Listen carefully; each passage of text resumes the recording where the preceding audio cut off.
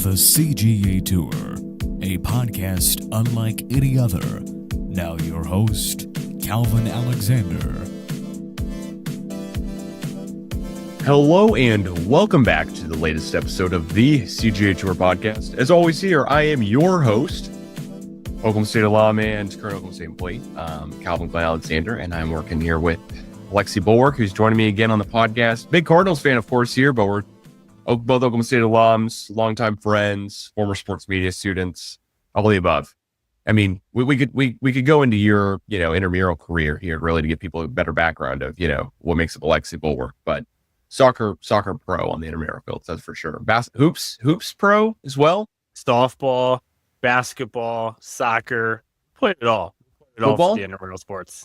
Played flag football. All right. Oh, yeah. All right. All around.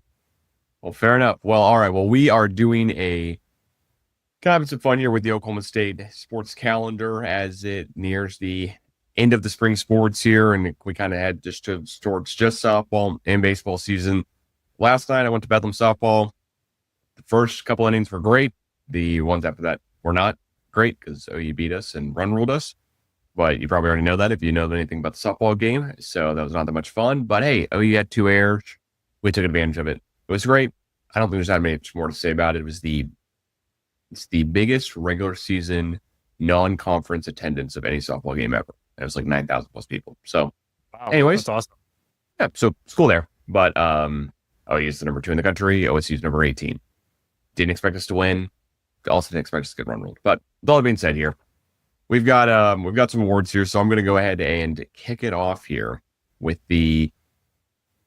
This goes to the Oklahoma State sports member or sports player, coach, athlete. You can take it off the board as well, too, for some of the later questions. But right now, the Can't Believe He's Still Here award goes to Alexi. Who do you have? Yeah, I've got to say, my pick is Garrett Rangel. I was really surprised to see him stick around, especially with Zane Flores still here, plus the transfer coming in from TCU. So it's like there's this entire full room of quarterbacks, and it's like, what are you supposed to do? Like, is he going to be fighting for a job? He's not guaranteed it. It's the transfer portal. Like, the transfer portal is going to give players opportunities to go get a starting job. And I'm just surprised that there wasn't a school, maybe not as big as Oklahoma State, but a program that, like, you're guaranteed to start. You come here and play with us. And I'm just surprised he's still here. I'm surprised none of the quarterbacks left, but more specifically, I'm surprised Garrett Rangel did not leave. So if there's anything to say, maybe they're very high on him, and maybe they told him, hey, look, if you come in and you have a strong spring, you're going to be our starter. So that's the only thing I can think of is why he stayed. But very surprised, to say the least, that he is still with us at Oklahoma State. Yeah, the TCU guy is Haas Haney, just for reference here, just real quick. Yeah, but Haas came in with Todd Meacham. The transfer portal window opens up here actually on, I believe, August 18th and then closes on August 28th. Now, of course, like, we could hear so many other things and, oh, this guy entered the portal before it closed, but it just wasn't public yet, and stuff like that has happened. So, I mean, I basically don't view it as it's only those 10 days for the portal to be open and closed, because if Zane Flores is my guy here on this, can't believe he's still here. If he hits the portal on like April 30th or something, I'm be like, it closed 2 days ago. I don't think anyone has any idea what the real, like, hardcore, no matter what, like June 1st probably, but still give him another month. I don't know. So it's all weird. But I think it's a great point on Rangel. I would say, like, if I'm Rangel, I'm at least the guy coming back with the most experience on the roster. And that's where I bring in Flores here, where I'm like, we're shocked he's still here. He was highly recruited out of Nebraska as a player. Of course, didn't transfer right from there. He's like the Nebraska Gatorade Player of the Year. He came in, he's 3-star from multiple sites. So not a 4-star, not like super high. But he's always been, hey, he's the guy in waiting. Like, he's redshirted a year. He's had a medical redshirt, I think, at the end of last year. So he's got still all the eligibility in the world. He's been at Oklahoma State for 2 years now. And it's kind of like, all right, like, we knew you're going to redshirt, but then maybe you get some snaps last year, but he was injured. And he would have been great to see in that Smith role instead with the Alan Bowman type offense, because the Alan Bowman type offense is not the Todd Meacham offense for everything we're hearing. Todd Meacham is much more of a running gun style, and That may be why he brought in a guy like Haas Haney, who's a little more mobile of a quarterback. Now hearing the same things about Dane Flores being a mobile quarterback, not a dual threat. He is a very mobile quarterback, but he's not a dual threat guy. So I'm surprised when kind of, when you get a new OC and you bring that guy in. I'm kind of surprised that even Smith's on the roster, for being honest, everyone but Haas, because you bring in a new OC and then he brings in a guy he recruited that was with him at the old school. We can kind of go like writings on the wall here a little bit. Yeah. Yeah, definitely. I'm really surprised. Like I said, the quarterback room is just surprising to me with Flores. And it's been like, are we ever going to give him a real chance? And can we give him a chance if we still have Ringel? So that's what I'm wondering, is how they're going into camp, how they're coming out of camp, and what they're going to be saying, okay, this is your spot, or this is truly a competition between you two, plus the transfer we got from TCU. I don't know what they're going to do. I really don't. And I hope they don't do the 3 quarterback system again, where every quarter a guy was playing. Like, don't ever go back to that. We saw that, and it was just not good. But it almost, in a way, makes me feel like I would not be shocked at all if we saw something like that happen, and I don't think it would be good.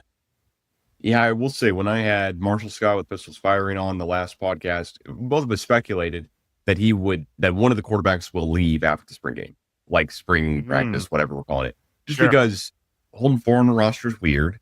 Is Smith going to redshirt? Like, you would figure it's going to be guy 1, then guy 2 is the backup, as the Rangel role last year or whatever it may be. And then you've got that 3rd guy who's never going to see it. And then the 4th guy, like, no matter what, it's got to go, I would think. So I think something have to happen there. And also, it seemed odd to me for Meacham to bring over a guy who wouldn't be getting any snaps. Like, now he does have 4 years of eligibility. He redshirted kind of last season, I think. I mean, Haas was on campus last year. He didn't play 3 games, or more than 3 games, excuse me. So he redshirted for TCU. So he could redshirt again. I mean, he could have a medical or something, but he's got 4 years of eligibility with Oklahoma State. He doesn't have to play his redshirt freshman year.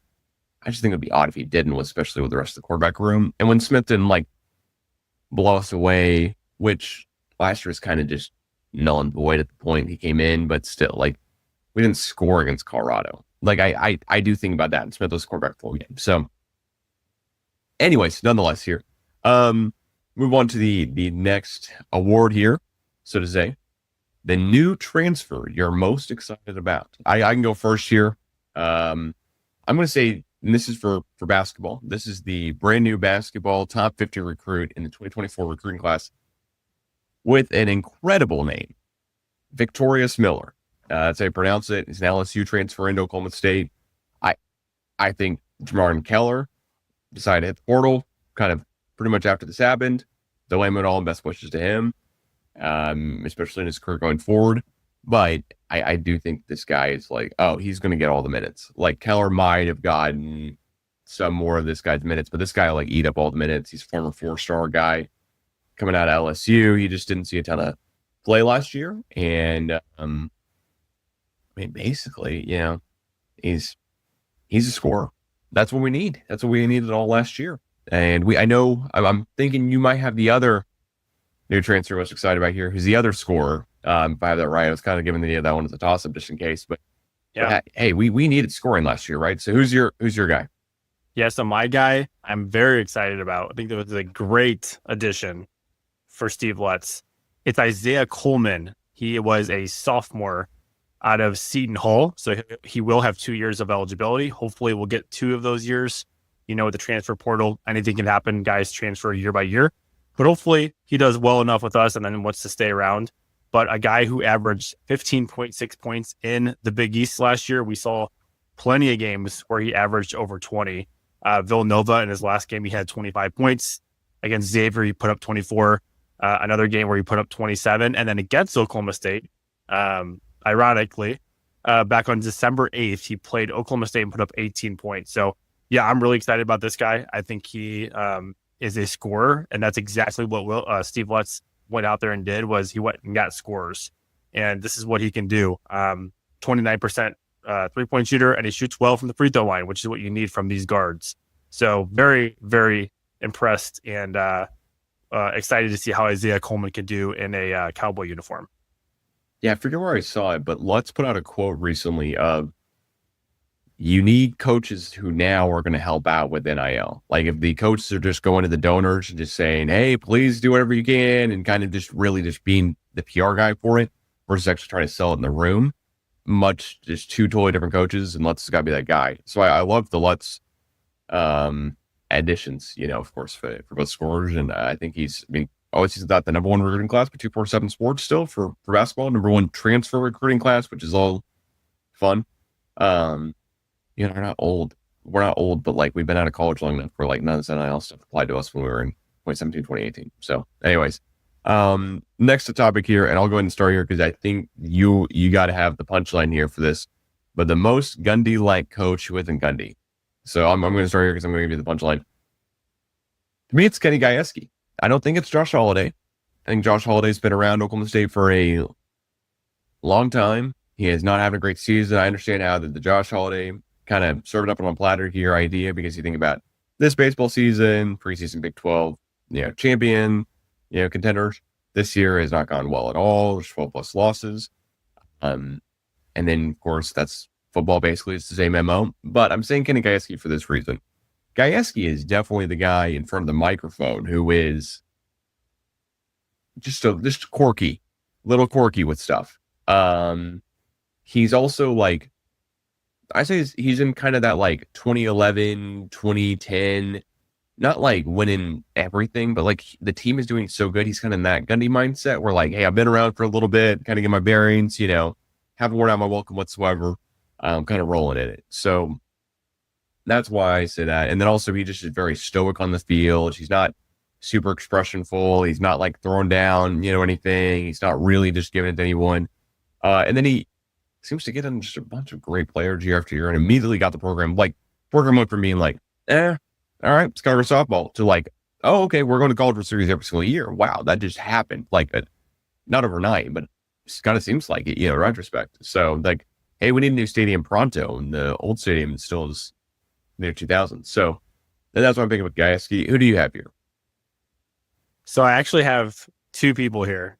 You know about one of them, but I'm going to give you the one after I say this one. So Dana Holgorsen, I think he has like that personality. Like he's just not going to he's not going to give an F. Like he's just going to be like, he's going to tell it how it is in his press conferences. He'll have a little bit of an attitude at times. Just something about him just gives me Mike Gundy vibes. I know he's Gundy seemed a little bit more relaxed on the sideline. Holgorsen might be a little bit crazy. But I think when you look at their personalities, they just seem a little similar in ways. So from that side, I think it's him. But if you want me to go even more outside the box, I think Mike Tomlin has a lot of comparison with Gundy, because he's always got a good program.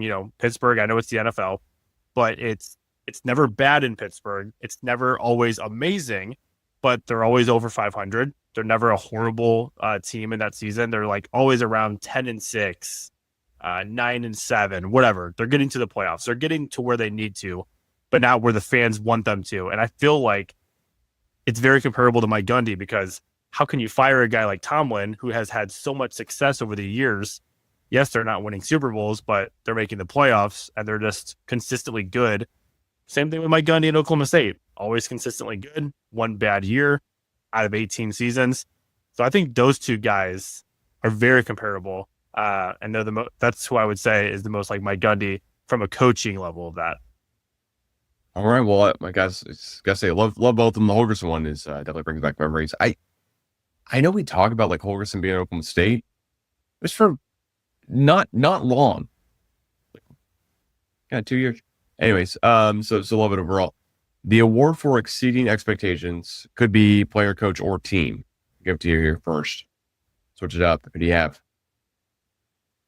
Man, I would say, I know it's early, but from what I'm seeing as a fan, I really like what Steve Lutz is doing. And it might be weird to say that because we weren't good in basketball this year, but I think if you look at how competitive we were from last year to this year, it's night and day difference. I mean, you saw the energy from the players on this team. You saw that they wanted to be there. The defense was improved. The in-game coaching was good. And I mean, there was games that we won at home by double digits multiple times. Like, we were not the worst team in the Big 12 last year. And that was a roster put together at the very last minute. So I'm very excited with Steve Lutz. I think there's a lot of positives and promise there with him. And we're already kind of seeing it in this year's portal. So that would be my guy. He's exceeding expectations in my eyes as a fan. I want to see more, but early on, so far, loving what Steve Lutz is doing. I love the pick. I'm right there with you with Steve Lutz. My choice here is actually the Oklahoma State football recruiting. I mean, last year Inns could not have been worse. Fourth year under Gundy. Don't need to keep going. And this year, they are just getting the transfers in, getting recruiting going. I mean, just everything overall. This is for 2026. Football team rankings were 6th in the conference. Now, I will say KU's number 1, so maybe grain of salt here and maybe pump the brakes. But, I mean, we normally are not top 6 in the conference recruiting rate. We're normally like 8 to, 12, somewhere in there. We're not always like one of the best here. And year over year, we have been up there really well. But I didn't expect us to be 6th after coming off last season. I'll say that for sure. And then it's going to seem like a little odd here, but Texas Tech has the top transfer football team rankings in the country. So grain of salt here as well too. But when the transfer rankings, we're 8th. We've got 25 commits coming in though. I mean, I think that's really where I'm like, okay, we are really working on the transfer cycle. We're really trying to get guys in. We got the Georgia State guy in, running back, give us some depth there just a minute ago. And he's got the most experience for a running back room right now. And then we're getting in wide receivers. We're offering wide receivers. Like, there is UCO transfer wide receiver. Terrell Davis announced this offer like 6 hours ago. A Marshall transfer receiver, Christian Fitzpatrick, visiting Oklahoma State 1 day ago. I mean, we are continuously out in the portal doing stuff. We landed a D2 All-American wide receiver transfer. I mean, we just, you read through article after article of Oklahoma State stuff, and it's mainly like, hey, we are getting in definitely basketball, like you just mentioned, but also football recruits, transfers, and just recruits in period. Caden Batman Jones, the best player in the state of Oklahoma, coming to Oklahoma State. I mean, just, I know he's running back. I know it's not this year, but it's just really phenomenal that we're doing that overall. So props shout out to the football recruiting staff for both transfers and recruits. And then got, of course, here, unfortunately, talk about the other side of it here. For a Ward who didn't live up to expectations whatsoever or any hype at all. Cannot be a team, though. So you got to choose one player, one coach. I'm trying to single them out. You want to take this first, or you want me to? You can go first. Start with this one. All right. I don't love singling out a guy, but I do want to give like an answer that's not just like a blanket answer. Like, I could say OSU football. Duh. I mean, then that's easily a beverage. So I didn't want to give it that kind of year, make these questions. But I'm going to say Ollie Gordon. I just really think last year when I watched 2024 and 2023 football, like 2023 football, Ollie put up over 200 yards in several games. He basically like beat Houston. I mean, when I go back and watch last year, I'm like, K-State I get, like Utah I get, I mean, there's games where I understand completely, but like, it didn't beat a team in the Big 12. It just is so hard to believe that. It's hard to believe Arizona State went on to win the whole Big 12 when they were preseason 14, and they beat us like they did when at home or homecoming. Like, it's really hard to believe that as well. The whole Big 12 last year just seems bizarre, but yeah, I mean, I really, really hope Ollie Gordon is drafted into a good situation in the pros, because I think he's got that type of like take off, go off, the second or third best player running back wise from this draft class. Like, I don't think he's Genty. I don't think he's Marion Hampton, but like, I think he could rival one of those two guys, won a couple games here and there in the NFL with this. And just last year was just such the opposite. It tanked his draft stock so severely. He's a Doak Walker Award winner. And then last year, just like, okay, Baylor didn't win the whole Big 12. They weren't in the Big 12 championship. They were not that good. They had a good game, but like, we couldn't beat them. Yeah, so there's just games like that where I'm like, man, what's going on here? What's going on with Ollie? So that's where I put it down. But I, of course, wish him the best here in the NFL. And I think he was a bright spot in a couple of games. It's not bright enough. I mean, yeah, I'd say the Arkansas game was kind of won by like just pure resilience and some coaching luck here and there, and maybe a little bit of moment of Josh Ford. But wouldn't say that was Zolly, and that was definitely our best win of the season last year. So I don't know, where do you stand on this? Yeah, I'll go to a coach, and I think it's going to be a popular answer, but I want to just put it out there that the expectations were extremely high, and people wanted to see improvement, and we never saw it. And that's Casey Dunn. You know, he was a wide receivers coach all these years, so you knew he was getting talent. Like, absolutely amazing what he did for Oklahoma State. What he played, his role, the way he played it, was phenomenal as a wide receivers coach. But he wanted to take that step and that challenge to become the offensive coordinator. And I just feel like with all the hype there was around him in the couple seasons he was with us, it just never got to the potential that we all wanted it to be. And a lot of it was just like, you would see one drive, like the first drive of the game, great, looked amazing. Let's keep doing that. And then it would just go completely opposite for the rest of the game. It just never made sense why the offense just couldn't click, or why it couldn't just stay consistent on play calls, and just the questionable play calls there were at times. So I know it's kind of getting into the weeds of who was really making the play calls, but at the end of the day, he's the OC. He's going to take the blame because he's the one who is anticipating to be the one calling those plays. So yeah, I like I said, I respect a lot of what Casey Dunn did, but in terms of the role of the offensive coordinator, just never lived up to the hype, and it was a disappointing end with last year. With, I mean, what we got shut out, like you said, in Colorado. I mean, just can't happen. That kind of stuff can't happen with Oklahoma State football. Yeah, it really can. It's so hard to believe back on last year's season that I'm hopeful this year we'll win more games. Like, just because all the buildup going into last year. I mean, I listen to myself sometimes, re-listen to the same podcast, even though I probably should, because it should drive me nuts. But still, I like to go back and listen to like a little take and figure out like, why did I think we were going to be so good last year in football? It's like, we've returned so many starters. We have a more experienced team. Texas isn't in the Big 12 anymore. Neither is OU. Like, we've got our hardest game this year, like back to back to start the season. First against conference play. But then, you know what I mean? Like, Colorado wasn't supposed to be good. Arizona State wasn't supposed to be good, et cetera, et cetera. And like, it just doesn't add up. It just really seems like something just fell apart at some point. And I don't ever want to say the team gave up, but I had the former Oklahoma State football guys, Nathan and Justin Southwell, do Believe in OK State podcast on a couple episodes ago. And both of them were just like, yeah, you can just tell like they just didn't have it. Or they were basically getting at the fact that, hey, once you start having it, like everyone else doesn't have it. Like if you're not going to be putting your head in the hole and like getting hit, and taking on the chin a little bit here and there, then like everyone else kind of sees that a little bit, and they also take a step off the gas. So they're putting in more effort than you, then like, and you're falling apart every time. Like, why are they trying? Type of deal. You know, it's that much of a team sport. So, anyways, my answer or my question here for the next one here, of course, is most likely to transfer or enter the portal before fall semester starts. Do you have anyone here immediately come to mind? Yeah, I mean, we kind of touched on it at the beginning. I do believe it will be, like you said, one of those two quarterbacks. It'll just be hard to believe if one of them stays or all of them stay with how crowded that room is. So my guess and my prediction is Rangel. I feel like they were really high on him last year, and I feel like like you said, he's got the most experience, that they're going to roll with him if he has a strong spring.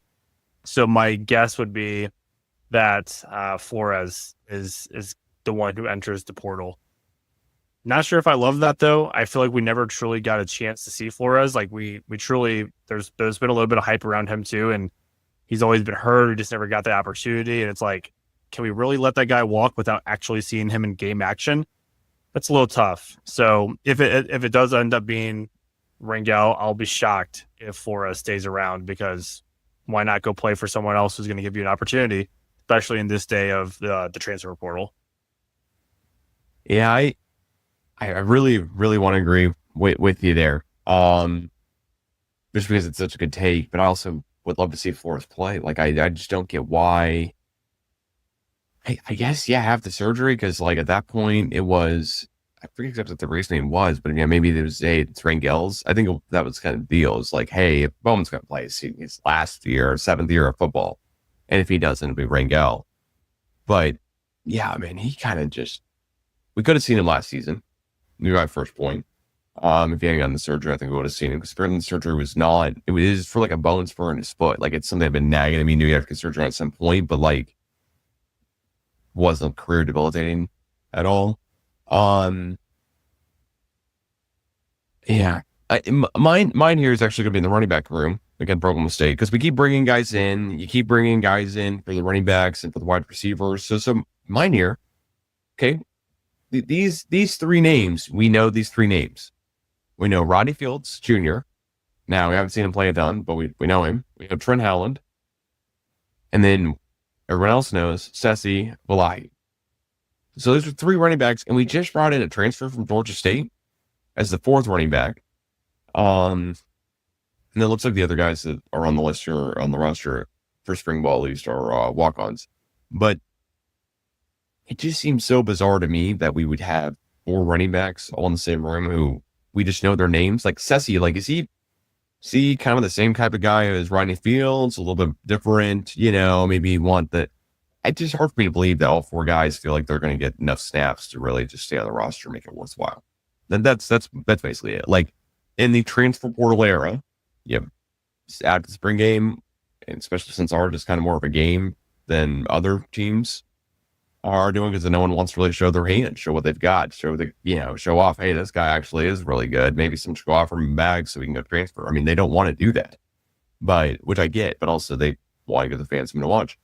So yeah, I just think one of the 4 those guys, and if I had to guess here, it's probably Jesse Bollwerk. Like, he just could have played more last year, but didn't. We saw Rodney Fields a little bit more, and then Trent Howland is just a different type of dude. He's just like, he's almost a fullback playing running back. I mean, in size comparison differences. So I think he'll stay. And then the Georgia State guy, that'd be the 3rd, I would think. And then you of course, got some back behind that, but I wouldn't think all 4 would stay.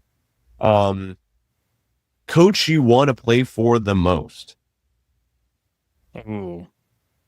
I mean, I'm on the the Lutz train right now, man. Mm-hmm. He's just fun.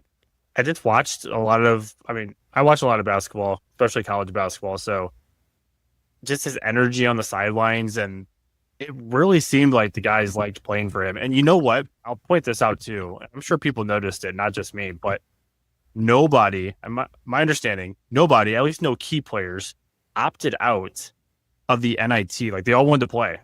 And that tells me a lot about Lutz and the coach, because you see a lot of these guys at the end of the season, they're like, F it, I'm going to the portal.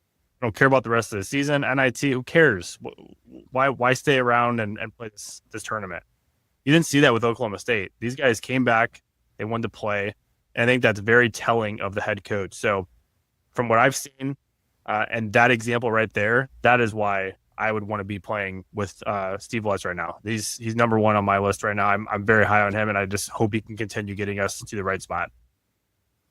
All right. Well, I do like it. I will say I am still curious why. Now, Chichi Avery didn't start a game last year for Oklahoma State, but he at one point was leading the team in scoring for several games. He didn't play at all in the NIT. The NIT is so crazy. Maybe that would have been the difference. We're going to be North Texas, because we didn't score. He is the guy who could score.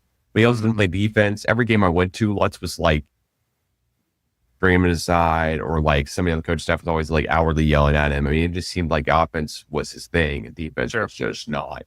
So it's odd he didn't play, but I do agree with you. Mine here is David Taylor, wrestling guy. I mean, the way if anyone's curious, look up an interview David Taylor does. Like, I'm not going to get demonetized here, but like, look up an interview David Taylor. He basically talks more like a poet, or like a very, very strategic, like a CEO, maybe is the best way to say it, where he has a mindset of every single thing he's thinking about is just not boarded out. It's very well put together, very well said. He seems like the guy you would want to be in the room to fight with, no matter what. Any single wrestling match, like, he is animated and excited, but also controls himself to a certain extent. Like, he is about it. And then also just the immediate success he brought into the Oklahoma State program from transfers from other guys. Like, He's only been around 1 year. Probably is a toss-up guy to say if it wasn't Lutz. But yeah, I got to give wrestling their flowers, and like just how awesome it is to have a guy who is this dedicated to the sport, knows it all inside and out so incredibly well, is such a decorated Olympian. I mean, everything like, okay, yeah, he's the most decorated coach at OSU. So I think that's also kind of a deal here too. All right. And I was going to say, I like that you said that, because I'll be honest, I need to expand more and watch. I just don't watch wrestling that much, so I don't know much about the head coach. I'm a big Oklahoma State guy, trust me, but I mostly focus on the main sports.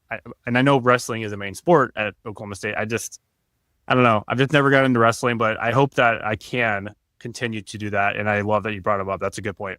Yeah, well, when we're able to, we'll have to go to a couple matches next year. I mean, it is electric to watch in person.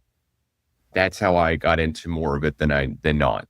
And I mean, and then also for any casual fans who do not know what exactly a takedown is or how it is, like Google that. Like that's mainly how I mean, of course, from pins and stuff like that, but all of that is much easier to tell. But like exactly what constitutes a takedown versus not, escapes are pretty easy to understand, writing time, all the stuff. But that's kind of the one where I'll leave it there. Dumbest loss of the year. Which team and game? I don't know. We might have both the exact same one here, but I don't know. I'm curious. Do you have one already in front of mind here? I've got it ready. All right, go for it. I've been circling this. The easy answer is Colorado, but it's not that. The second one is the BYU one, but it's not that. It's football? The game that I was. Oh, we're talking football. Yes. Okay, we're talking football. Just to be clear. Yes. Colorado lost in basketball was also. Oh, yes. But the game is football, and it was the game that I went to, and that was at Baylor this year. I thought that was a dumb loss. We had a lot of opportunities to win, and there was like 3 times, I swear, 3 times when Baylor was on our own 1 yard line, and we had it pinned. It was perfect, and they got like an 80-yard play both times, and I think one time they scored, and it was like, what are we doing? This is like typical defense of Oklahoma State. So the offense actually played well that game, and then they had some pretty bad turnovers. If you just go back and look at it, if you actually watch the game, people who watched every game will remember that was a very winnable game against Baylor. Like, they didn't play great. I think it was just how poorly we played on offense at times in certain situations, and then our defense just giving up huge plays. So, yeah, that one comes to mind. I was there at the game. It was tough to watch, but it was a great atmosphere. And I will say this, Baylor, nice stadium, and a really good fan. Like, the fans were incredible to us. Give them an A+ for all that. Well, that's awesome. Earlier my point, Ollie Gordon just being just disappointing. Not to back up my own point too well, but like in that game, he had a fumble and he lost it. He had only 2 fumbles the whole season, by the way. So like for 190 carries, he had 2 fumbles the whole season. So great, not a big deal. But that game for Baylor, you lose by 10. Ollie Gordon has 18 carries, 77 rushes, 77 yards.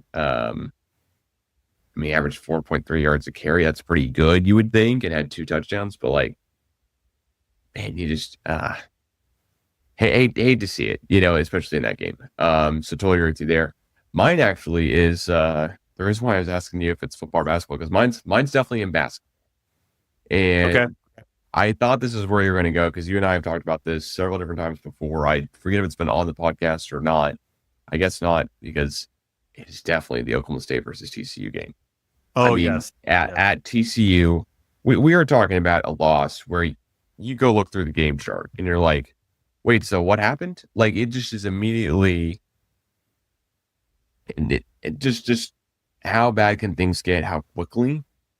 We were not up by like the most amount of points in the entire world. It was not like the biggest deal, but man, that was the one where I was like, we're going to get a road win in the Big 12 here. It's going to happen.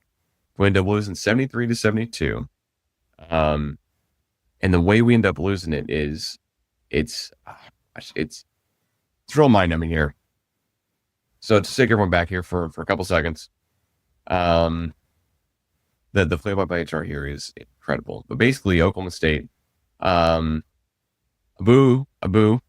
Usman makes a dunk with 18 seconds left to put us up 1. TCU then makes a sub, foul, and then they foul us. So with 3 seconds left, Oklahoma State is up 1, taking free throws. But then Brandon Newman missed the first free throw. Okay, all right, but at least he's making the second, right? So he makes the second. Still with 3 seconds left, makes a second free throw. So 72-70, we're good. And we should all set. Then with 0 seconds left on the clock, Vashon Alette makes a 3-point jumper for TCU. And it wasn't like a 3-point jumper like, oh, okay, like he caught off the catch, whatever. It was tipped by Oklahoma State in the air. Go back and watch it. And we don't come up with the ball, and they still have enough time to grab the ball down and catch it and shoot it and make 3 to win. Like, not to tie and send us to overtime. And just, there's games where I'm like, man, this whole like Lutz season is like just a fingertips away from being pretty good. All right, pretty good, optimistic. Like, not there's a couple games here and there where it's like, okay, actually, pretty darn good season for Lutz's first year.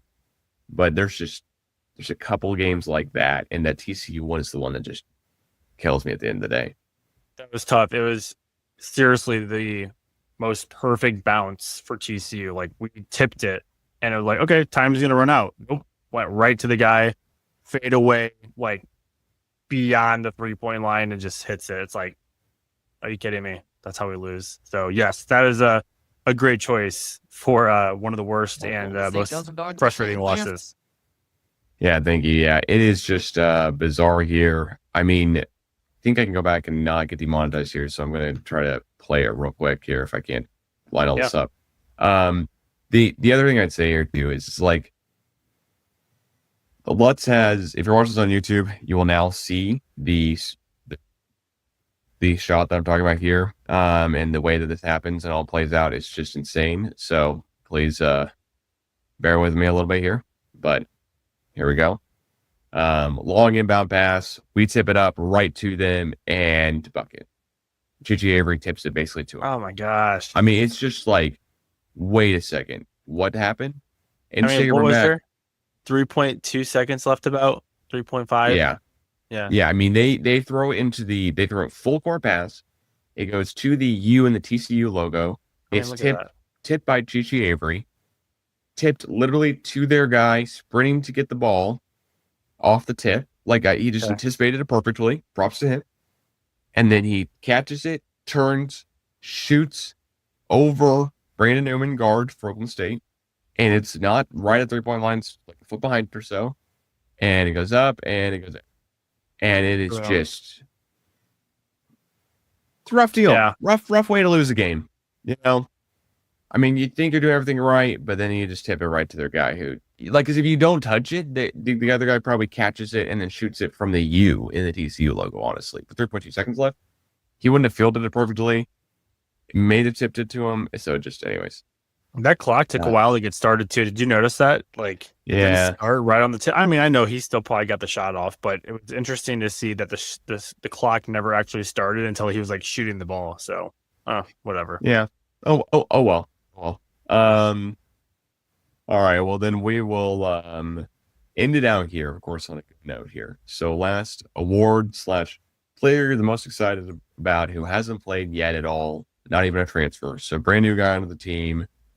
Who do you have here? Mine I can go first here. Yeah. So I have Hoss Haney, Oklahoma State quarterback.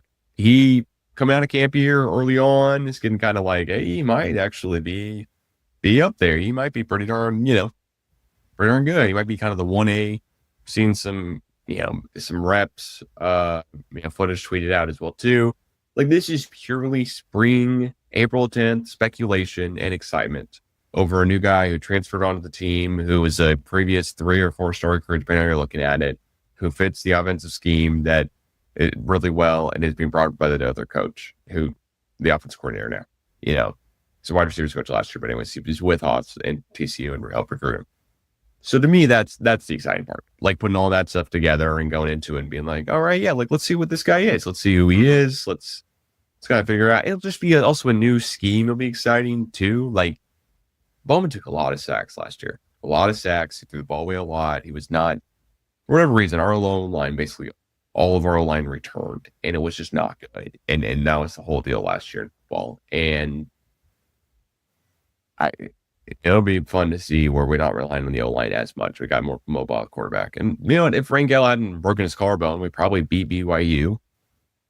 And we also see what maybe a different offense would have looked like under Rangel with more of the run style. But I think with Oscar, we really will. And maybe he won't even be the guy. Maybe it'll be Rangel. But either way, Alessani is the guy. He gets got my vote here. Nice. What about you? So mine, I'm going back to basketball. It looks like it'll be a incoming freshman and Ryan Crotty. He is our 4-star recruit. He was also recruited by Clemson, Virginia Tech, Miami, and Butler, a lot of other teams as well. But he chose the Cowboys. He's a sharp shooter, appears to have a nice jumper. He's about 6'5", 180. Yeah, I'm excited about him. I mean, we need a good freshman. We need a guy who can come in, hopefully stay around for a while.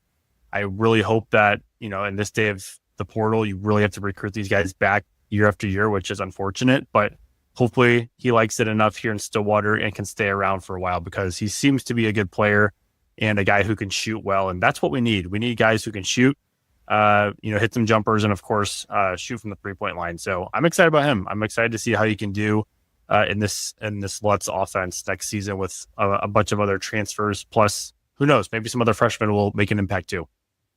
Yeah, I mean, we've got 2 other freshmen here, both big guys. One is 6'9", 300, and Ben Ahmed. He's a 4-star coming out of Connecticut, plays center. And then the other one's Mekhi Ragland. Hopefully I'm saying that all correctly, but I'm pretty sure I am.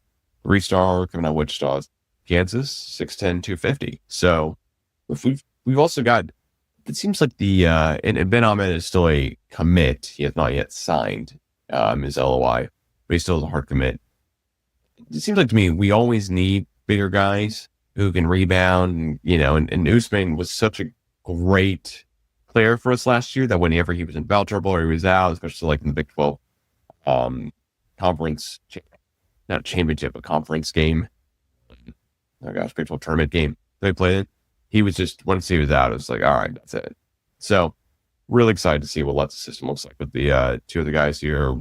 Pretty good recruits, especially Ryan Crotty as well. So Alexi, with all that said here, thank you so much for joining me on the latest episode of CGA Tour podcast. Anything you want to shout out here before we wrap this episode up? No, I know people will see the Cardinal stuff in the background. I'm a big baseball fan, so go Cardinals as always. But it's baseball season. So if you like baseball, if you like knowing more about the sport, you can follow me on Twitter, Deep Pockets Bet. I do a lot of sports betting on there, just kind of talking about games that I like and stuff. But shout out, it's baseball season, and I'm excited for baseball to continue being played. But also I'm excited for Oklahoma State to get going in the football season. I know we have spring games coming and a lot of other stuff too. So looking forward to it all. I am as well. I want to shout out my MLB team while I still have the opportunity to shout them out on a high note. I don't think it'll all come crashing down here too quickly, but I do think at some point the luck will run out and it will be a little different. Shout out to the first team to 10 wins on the season in the MLB, your San Diego Padres. Also, weirdly enough, the Dodgers, of course, have 10 wins now too. So, yippee. NL West is insane. I can't get it. Yes. I can't. The Giants look good. The Diamondbacks. I mean, that's 4 really good teams in the division, and then you got Colorado Rockies, the Rockies. You know what you're getting out of them, which is not much. And you know what? Probably should have re-signed Arenado. Anyways, all that stuff. Thanks so much for listening. We'll catch you guys again soon. And don't forget, the Remember the 10 run is next Saturday, April 19th. We will see you there.